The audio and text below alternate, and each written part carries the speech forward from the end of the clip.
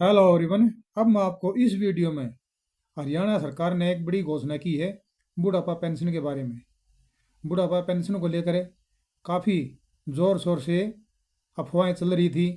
बुढ़ापा पेंशन काट दी गई है, इतने लोगों की काट दी गई है।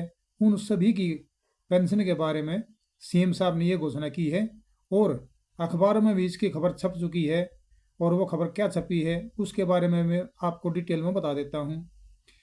शॉर्टकट में तो ये बता दूं, जो पेंशन बोलते थे बुढ़ापा पेंशन कट गई है इतने लोगों की, उसकी डिटेल भी यहाँ दे गई है।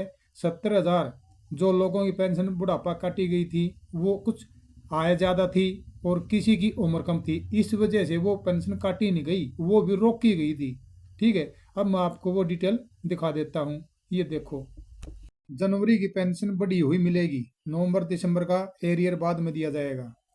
सीएम नायब सिंह सैनी की ओर से अक्टूबर 2025 में की गई सामाजिक पेंशन में 200 रुपये की बढ़ोतरी की घोषणा को 3 माह बाद अब लागू किया है।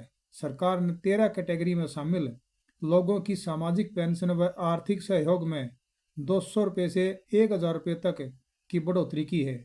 इससे हरियाणा के 32.95 लाख लोगों को फायदा होगा। पेंशन नवंबर 2025 से लागू की गई है। फिलहाल जनवरी की बड़ी पेंशन दी जाएगी और नवंबर दिसंबर का एरियर बाद में मिलेगा। अब पेंशन लाभार्थियों को 3200 से 14,400 रुपये तक मिलेंगे। बुढ़ापा पेंशन समेत 9 कैटेगरी ऐसी हैं जिनमें मासिक पेंशन 3,000 के बजाय अब 3200 रुपये मिलेगी। जनवरी की पेंशन जल्द जारी करने की बात कही गई है।